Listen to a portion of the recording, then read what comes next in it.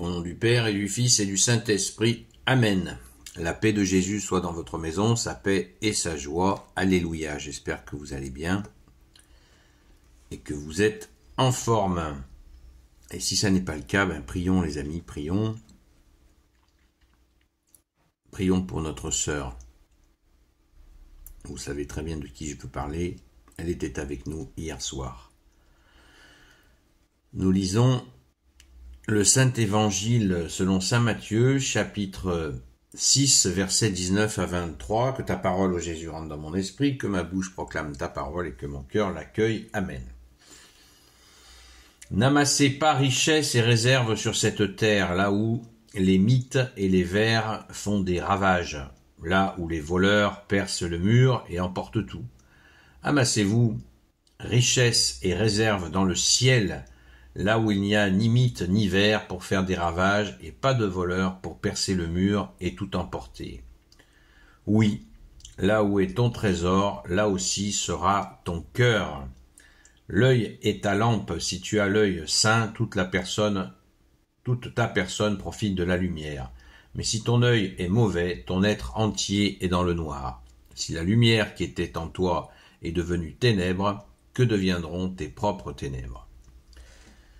Merci Jésus pour ta parole. Alléluia.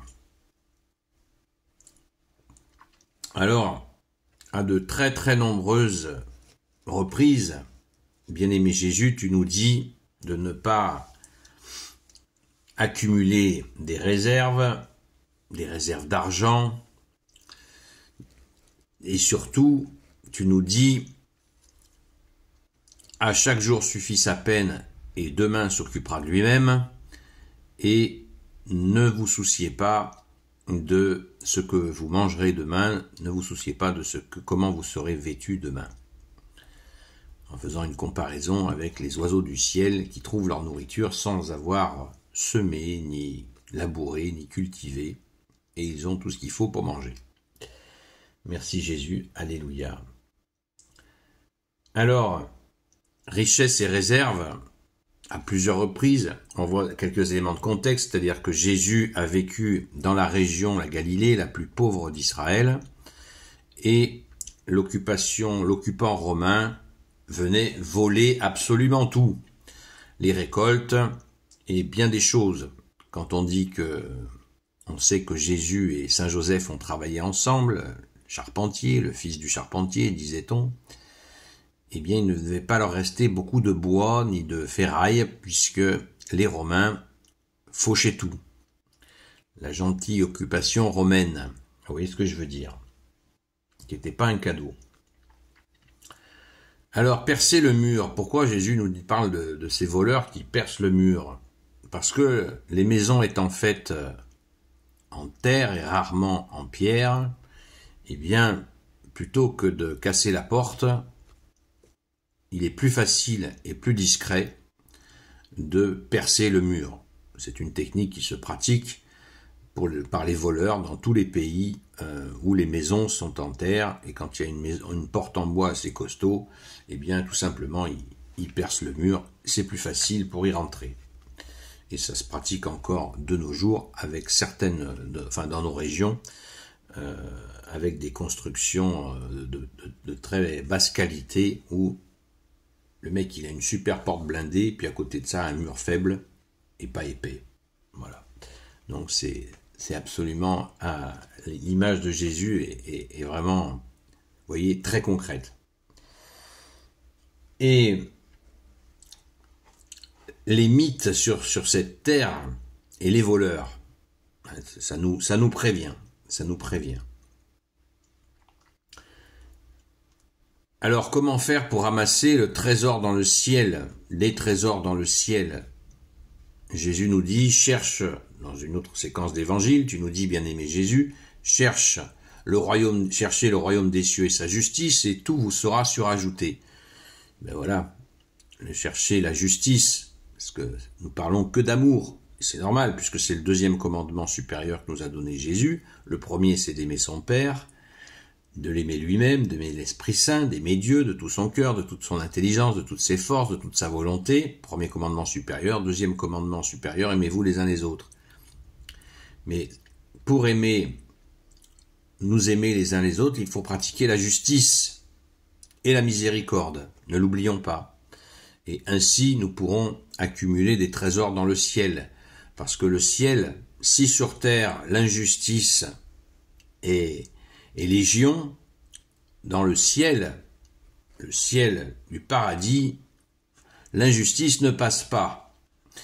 Et oui, donc il nous faut être extrêmement vigilants à ces aspects de justice et de miséricorde. Parce que Jésus est la justice, sa justice est implacable, implacable. Et la miséricorde y est liée.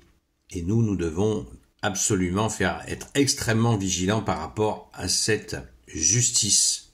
On n'en parle jamais, jamais assez. Je comprends pas qu'on n'en parle pas d'une façon beaucoup plus importante. Et Jésus rajoute, comme d'habitude, pour qu'on ait bien compris, au verset 21, « Oui, là où est ton trésor, là aussi sera ton cœur. » C'est Jésus lui-même, notre trésor, qui nous permet d'accumuler des richesses dans le ciel. Les richesses, c'est les bonnes actions, les bonnes œuvres. Voilà nos richesses qui sont accumulées dans le ciel. Tout simplement, nous croisons quelqu'un qui a faim, nous lui offrons à manger. Boum, immédiatement, c'est une richesse dans le ciel. Évidemment, nous avons quelqu'un qui est malade, on est pressé, on prend le temps de prier avec lui. Boum, richesse dans le ciel. Voilà la richesse dans le ciel. Ah, j'ai un téléphone qui fait toutes les fonctions nécessaires. Ah, j'ai envie d'un nouveau téléphone qui vient de sortir. Il est magnifique. Et puis, à côté de ça, j'ai quelqu'un dans le besoin qui me demande s'il peut m'emprunter, quelqu'un dont je sais qu'il est fiable, pas un petit arnaqueur. Quelqu'un qui est fiable, qui a vraiment besoin d'un petit coup de main, qui me demande de lui prêter pour un mois une petite somme. Eh ben, je renonce à mon joujou, j'ai mon téléphone qui fait ce qu'il a à faire, ce qu'il faut faire, je lui prête cet argent.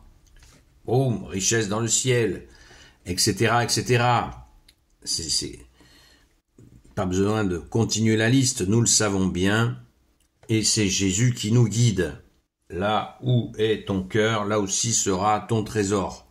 C'est ça notre trésor, et c'est toute cette accumulation de trésors, de richesses dans le ciel qui fera qu'au jugement dernier, eh bien, nous l'espérons pouvoir entrer en paradis. D'ailleurs, quand nous lisons les 7 critères du jugement dernier de Jésus, c'est très explicite. Donner à boire à ceux qui ont soif, donner à manger à ceux qui ont faim, donner des vêtements à ceux qui sont nus, libérer les captifs, visiter les malades, visiter les prisonniers et accueillir l'étranger. Alors l'étranger de nos jours, comme nous sommes submergés par des étrangers, eh bien, il ne s'agit pas, ça ne veut pas dire que nous devons continuer à agir de cette manière. Cette submersion, elle est organisée par les ténèbres. Personne ne doute de ça. S'il y en a encore, il y a encore quelques naïfs qui croient que c'est la providence qui fait venir ces pauvres gens. Non, ce n'est pas la providence. C'est une manipulation des ténèbres pour absolument détruire l'Europe catholique. C'est évident à comprendre. Donc nous, quand Jésus nous dit accueillir l'étranger, ne nous méprenons pas. Il s'agit bien d'accueillir l'étranger qui est quelqu'un qui peut être à 50 km de chez soi, qui peut être d'une autre région et qui est paumé dans notre région, on le croise et on lui vient en aide. Ça peut être aussi un véritable étranger qui vient de loin, car les hommes ont toujours voyagé, sans pour autant venir envahir un pays. Donc, bien sûr qu'il y a toujours des étrangers qui ont voyagé, des gens qui se sont installés, qui se sont adaptés à la vie de ce pays d'accueil, et ça se passe très bien, mais qui ne viennent pas imposer notamment leur spiritualité avec leurs règles, leurs interdits alimentaires, etc., etc. Tout ça, c'est de l'occupation qui ne dit pas son nom. Et maintenant, ça tombe bien, au verset 22, il nous dit « L'œil est ta lampe, si tu as l'œil sain, toute la personne profite de la lumière. » Eh bien, l'œil sain, déjà on peut tout de suite préciser que l'œil sain, ça n'est pas avoir l'œil béni oui, ne réfléchir à rien, tout le monde il est beau, tout le monde il est gentil, oh j'ai l'œil sain, c'est pas ça du tout.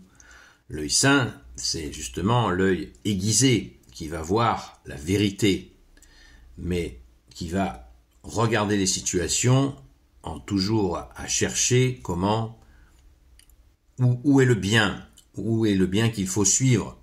Et encore une fois, c'est Jésus qui nous donne la direction. C'est Jésus qui nous donne l'œil sain. Personne d'autre ne peut le faire. Jésus nous donne l'enseignement, c'est ce que nous écoutons, mais il nous donne aussi la force de garder un œil sain. Et ça, c'est...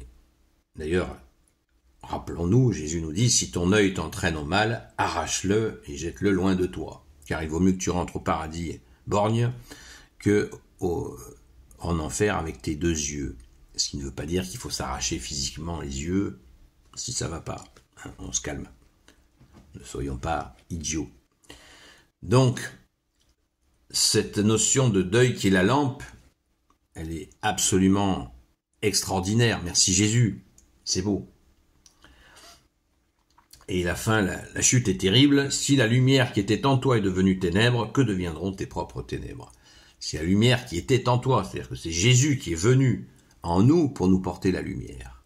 Et si nous en avons fait une ténèbre, eh ben, qu'est-ce que ça va être avec les ténèbres que nous avions avant de recevoir la lumière que tu es Jésus?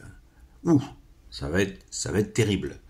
Donc, gardons ta lumière, ô Jésus, et faisons tout pour garder ce trésor.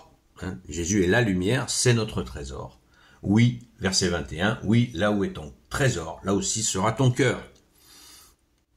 Ne nous endurcissons pas, mais ne soyons pas naïfs.